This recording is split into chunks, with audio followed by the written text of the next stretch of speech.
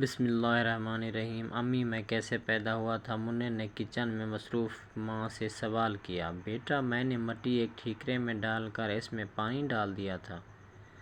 کچھ دنوں کے بعد دیکھا تو تم بنے ہوئے تھے۔ امی نے ہانڈی میں جھانک کر اپنی مسکراہٹ چھپا لی تھی۔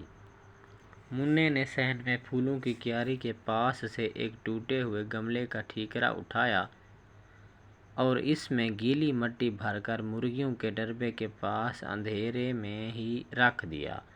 ہفتے 10 دن بعد منّے کو کھیلنے کے لیے دوسرا بچہ نہیں مل رہا تھا کہ اچانک اس کا دھیان اپنے بچے کی طرف چلا گیا۔ وہ بھاگم بھاگ ڈربے کے پاس پڑے ٹھیکرے تک پہنچا اور اس میں ہاتھ ڈال دیا۔ اچانک ایک مینڈک پھدک کر باہر آ گیا۔ اب منا پیچھے پیچھے اور مینڈک آگے آگے۔